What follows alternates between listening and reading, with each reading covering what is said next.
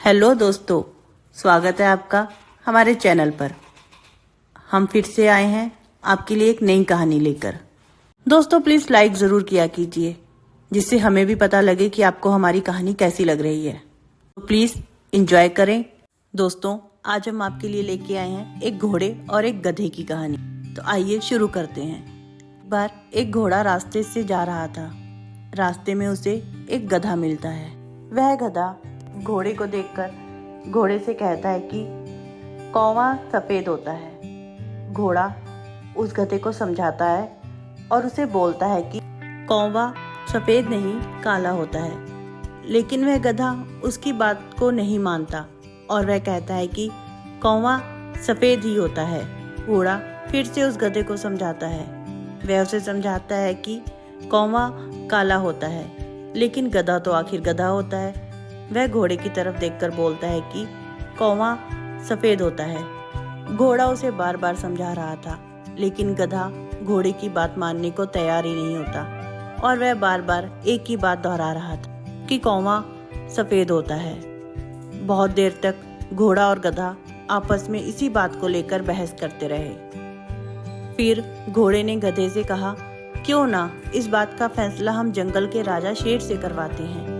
हम शेर के पास चलते हैं और उनसे पूछते हैं कि कौवा काला होता है कि सफेद। वह दोनों मिलकर जंगल के राजा शेर के पास जाते हैं। घोड़ा मनी मन बहुत खुश हो रहा था, क्योंकि वह जानता था कि वह सही बोल रहा है। शेर के पास पहुंचने के बाद घोड़े ने शेर से कहा, हे जंगल के राजा, हम दोनों में से जो भी बेवकूफ होगा आप उसे जान से मार दे। घोड़े की बात सुनकर शेर कहता है, ठीक है, लेकिन मुझे बताओ तो सही कि आखिर बात क्या है। शेर की बात सुनने के बाद घोड़ा बोलता है, राजा साहब, मैं इस गधे को कब से समझा रहा हूँ, कौवा काला होता है, सफेद नहीं होता, लेकिन यह गधा मेरी बात मानने को तैयार ही नहीं है। यह बार बार एक ही बात बोल रहा है। शेर उन दोनों की बात बहुत ही ध्यान से सुनता है।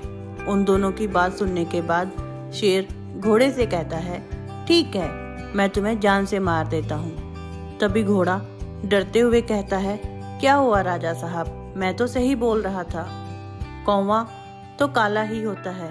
तभी शेर कहता है कि बेवकूफ तुम थे जो एक गधे से बहस कर रहे थे। जब तुम्हें पता है कि वो गधा है तो तुम उसके साथ बहस ही क्यों कर रहे थे। उसकी हाँ में हाँ मिलाकर तुम वहां से जा सकते थे, लेकिन तुम उसके साथ बहस करते रहे।